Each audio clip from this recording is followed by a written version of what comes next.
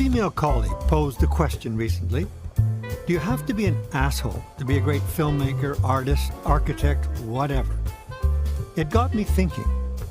Trusting to serendipity, I stepped into my favorite bookstore, where the muses often guide me. After scanning the shelves, destiny did reward me.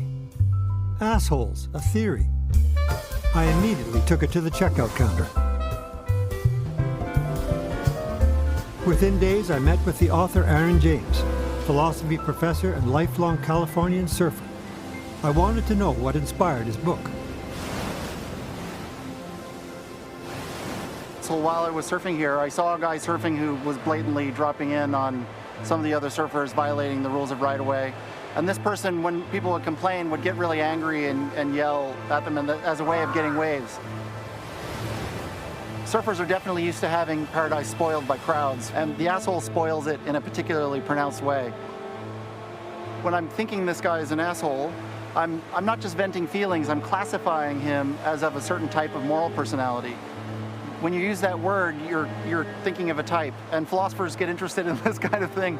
But then when I started thinking through about the asshole concept, I thought, oh, well, can't you define the term? Isn't that a definable term?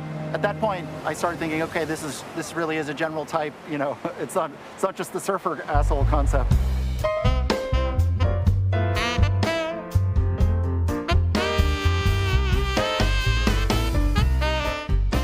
And there seems to be a lot more assholes this year than any other year, especially in the public eye.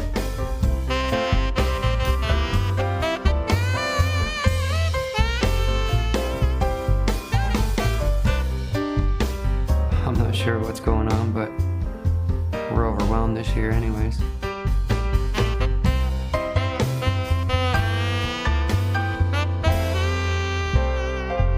We're doing a film based on the book Assholes, a Theory, and the author is saying that, you know, it's... Oh, it's not just a theory, it's a reality. It's a reality. Oh, come on now, it's out there. It's a reality. The asshole, as I define it, is the guy who allows himself special advantages in cooperative life out of an entrenched sense of entitlement that immunizes him against the complaints of other people. It's a great word to say. What an asshole. He's the guy who cuts in line at the post office, taking a special advantage in cooperative life. You know, people are waiting in line, and they'll allow someone in if they have an emergency or if it's a pregnant woman, right?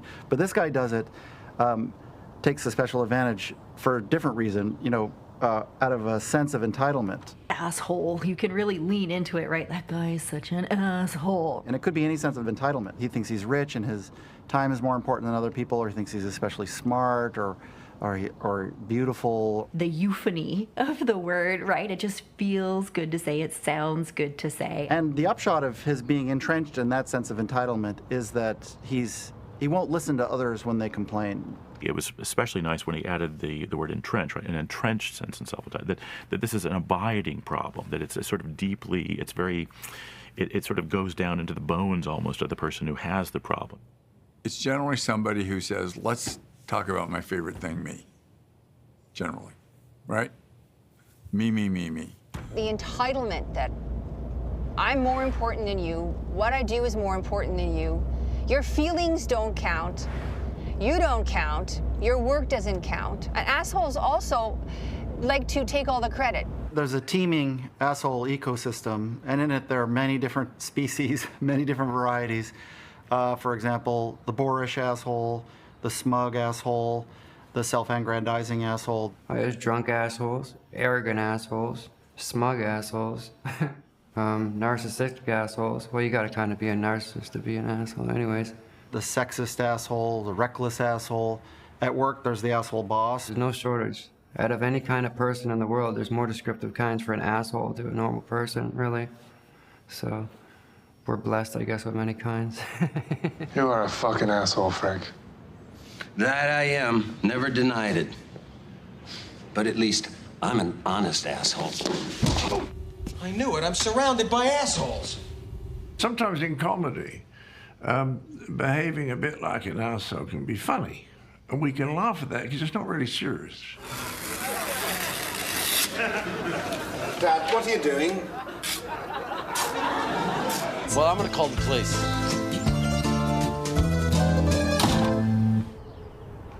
Assholes in Aaron's book and in the movies, yes. But I needed to investigate their impact in the real world. So I hit the streets of LA. Well, where are you from? Mexico. I'm from Mexico. And do you have assholes in Mexico? Yeah, of course we do. I believe that all countries have assholes. I mean, there's not one country that you can say that there are not assholes at all. Privileged behavior is on the rise, and people seem to think that it's okay to say and do almost anything. They treat folks like they're invisible, and I think it's so unfortunate. You have to deal with this behavior yourself? Like you come across I'm a big that? black guy. Most people don't bother me. You know what I mean? If I just look without smiling. Well, I think that starts at home. That starts from the beginning. Today's people think it's okay that they don't have to listen to nobody. If they don't respect their parents, they're not going to respect anybody else. That's the way I look at it. I met psychotherapist Suji Gellerman at home on a break from her LA office. I asked her if LA was a fertile ground for assholery. Where are the assholes? Well, Hollywood has a large percentage of assholes. You're an asshole. I'm an asshole. She's the asshole. She never called me once after we broke up. That's because you're an asshole. I think there's a higher percentage of narcissists feeling like assholes because they just don't consider you. And in the way that Aaron would be talking about, that you have a certain kind of moral high ground, that you're better than other people. Narcissists don't even know there are other people. Okay, so if they don't know there's other people, how can they even really process the fact that they're being mean to you or unforgiving or unkind or negating, that you don't really exist? Bitter, self-righteous hag who has no friends? I guess in this society, being male and an asshole makes you worthy of our time. The tyranny of assholedom, one of the places that people don't talk that much about it is body image for women. The tyranny of what it's like to be a young woman in our society, an older woman, an invisible old woman, and how you're treated, and people treat you really poorly. Or young girls who aren't the perfect body type, how that goes. You know, how you're talked to, how you're bullied by other kids. That to me is real asshole behavior. Harvey Weinstein? I think he's a perv. I think he's a perv and an asshole. What kind of therapy do you think Weinstein's going through right now? The pretense that I read was that, you know, he's got sexual addiction problems. That's the least of his problems, is sexual addiction. I have worked with people, and the only reason the abusers changed was they truly saw how it was created in them, what their behavior was, and how destructive it was, and wanted to change. Part of the asshole being entrenched in entitlement is the idea that if they're a proper asshole and not sort of borderline case, then that means that I think it's extremely difficult for them to see that there's a different, you know, I mean, what they're doing works for them, they're deeply invested in it, they really are convinced, they really believe that they're, you know, entitled and special in these ways, and that's very tough to shake.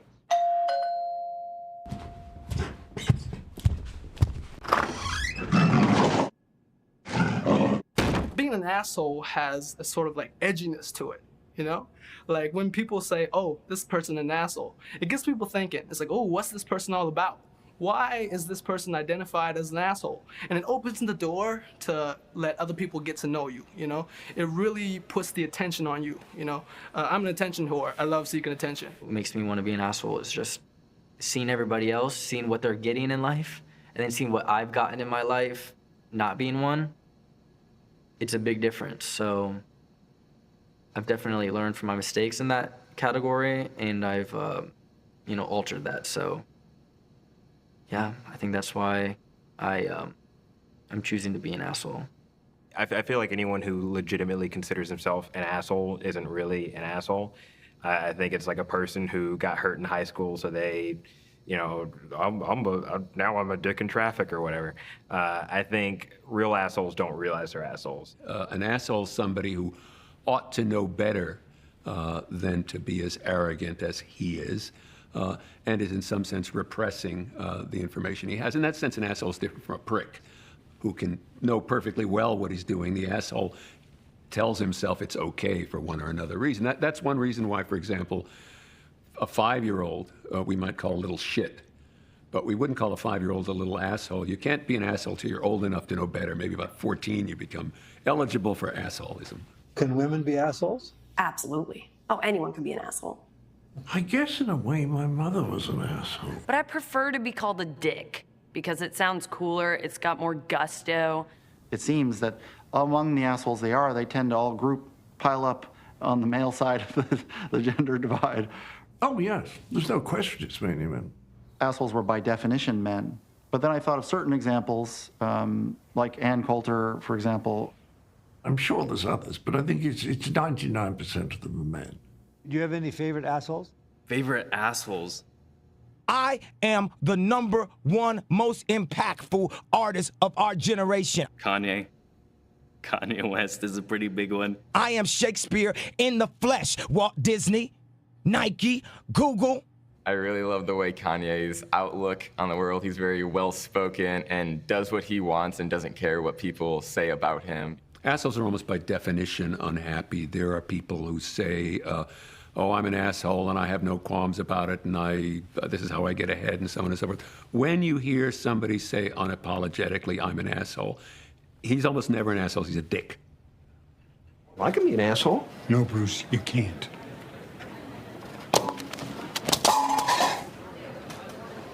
You gonna pick that up? Yeah, I'm sorry. If you regret it later, or you feel sorry, or you feel, then that's a sign that you're not really entrenched in that. But that's a different thing than someone being an asshole to you first, and then you trying to answer and now, if you think that guy's an asshole, now I have permission to just sort of let my inner asshole out, then that's that's an asshole move, right? The nice guy doesn't get the girl and the asshole does. The asshole never keeps the girl. It's always the nice guy who keeps the girl, but definitely for a one-night stand or hooking up, the asshole definitely gets it. Our confidence is just, it extrudes more than the average person because we're so confident in ourselves, and girls love that. Me and my buddies have competitions where we go downtown LA and just see who could pick up the most girls' numbers, and at the end of the night, I mean, it's up to you if you want to text them, but I personally, I only text about 75% or 25% of those because, I mean, I don't even find most of them attractive. You pompous, stuck-up, snot-nosed, English, giant, twerp, scumbag, fuckface, dickhead, asshole. How very interesting. Sherry Lee Benson Podolchuk found a particular breed when she joined the Royal Canadian Mounted Police. It was very much indoctrinated right from the start to go along, to get along, and it was a group think. Everybody has to think the same. We always support each other. The law is sacrosanct. Never lie. You follow the detachment commander, whoever is your boss, whoever's a senior officer, without question. And it's a systemic problem of the going along to get along. Protect your own. If you don't follow this, then you will be considered the other, and then you are a target for bullying and harassment. So what do you call this kind of behavior that ensued? This is called asshole behavior. And I know my grandma would say, nice girls don't say asshole. But guess what, Grandma? You didn't work for the RCMP, because there's a lot of assholes who are wearing the red serge, who are pretending to be leaders when in fact they are complete assholes. Sherry's trouble started when she refused to lie in support of a fellow officer. In a false statement, he claimed his foot had slipped on the gas when he rammed a citizen's car. She knew he had been drinking on the job. The retaliation was quick. I went to get my gun out of my gun belt, and someone had gone in there, and I had a blue gym bag, and in the blue gym bag were my personal things. And there was a dead prairie chicken with blood dripping all over my personal things. When you know that there's people in the organization that are willing to cross that line, it's very scary. I decided that, just trying to handle this in-house isn't working. I have a leader who is a complete asshole, totally ineffective, and would rather side with the bullies, the assholes, than stand up for what is right, which was one woman and several male officers.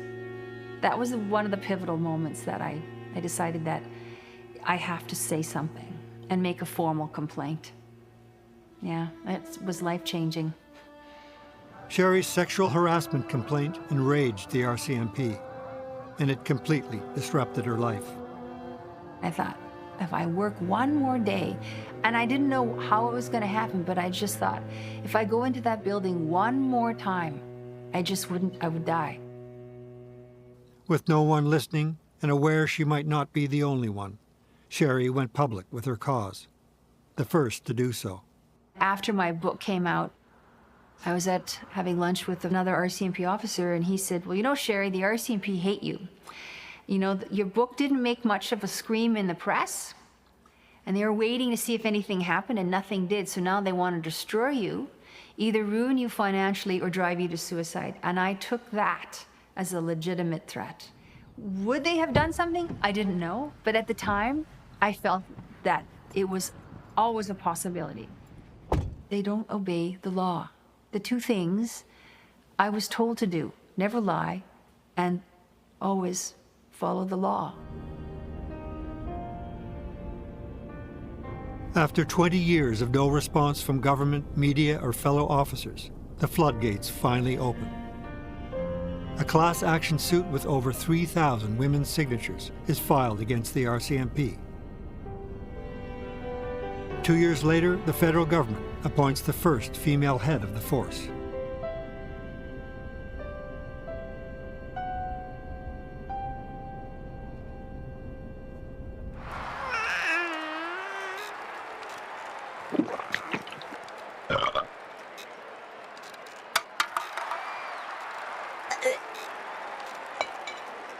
I think human beings, while very kind, many of them have a tendency always to see how much they can get in the world. I mean, you see this with toddlers who are like, you have to teach a toddler to share because toddlers don't want to share. It's me, it's me, it's me. It's the thing that I want. And we train our young humans out of this behavior as they age. And then there's another stage when people are teenagers, when they become assholes again, and it's developmentally appropriate, just the way it was for toddlers, where everyone wants what they want and they want to have it and they don't much care for other people's feelings. Teenagers themselves are in a natural state of change.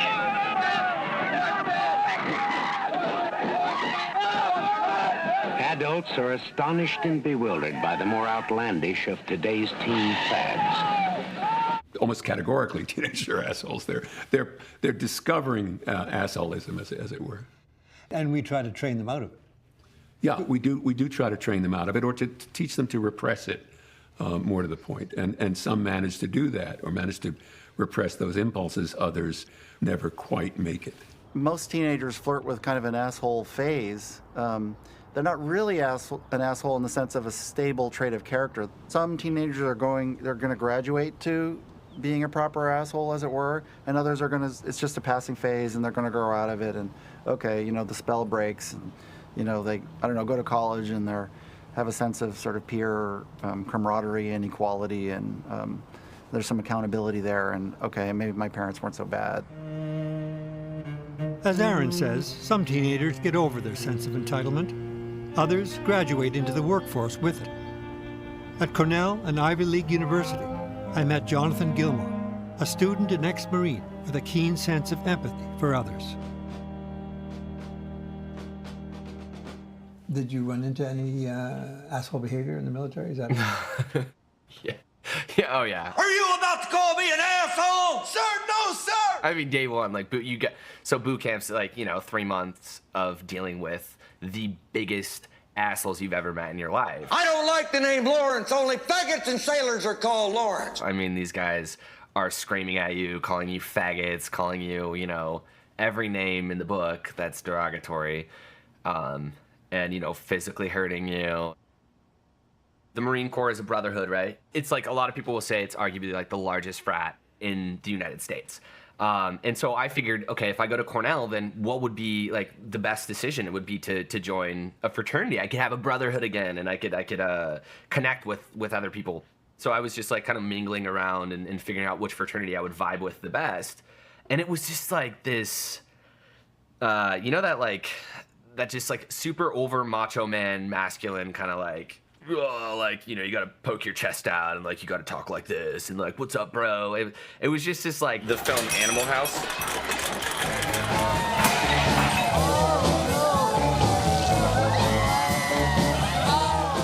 When I'm your older brother, when I'm your big brother, I'm gonna belittle you. At least for that first semester, you're gonna be my little bitch. And that to me, just that seems like huge asshole behavior, especially because they're like 18, 19-year-old kids and they get just a little bit of power.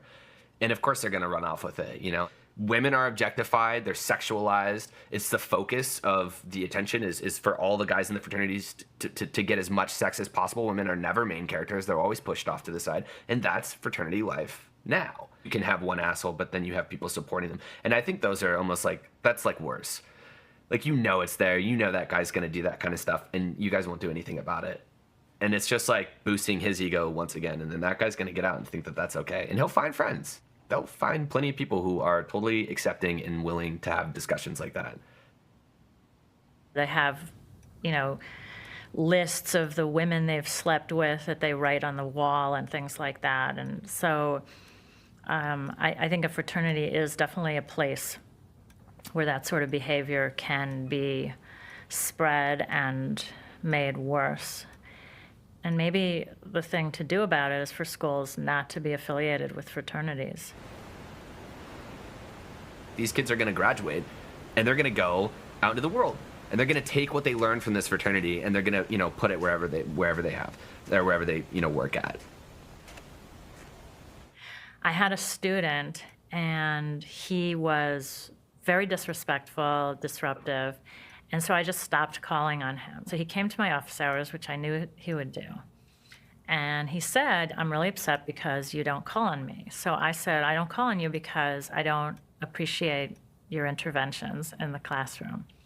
And he said, I think you're just put off because I'm a very manly man. So I said, no, that's not it.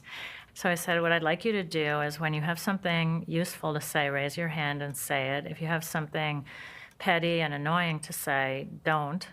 And, you know, and I sort of went through it kind of, and I had no hopes that this would have any effect. Starting the next day, he became a model student. He ended up getting an A+ on the exam. It was just amazing. And he came to my office after the course was over, and he said, I just want to thank you because no one had ever told me that what I was doing was a problem. I think many of us figure, what's the point? Like, why bother? But if we bother, then this person is likely to hear it more than once, right? If they're abusive, someone tells them and someone else might tell them too, maybe they start thinking, maybe they've got a point. He was well on his way to being that CEO who was abusive to everybody and thought that anyone who objected was just, didn't like his manliness or whatever it was.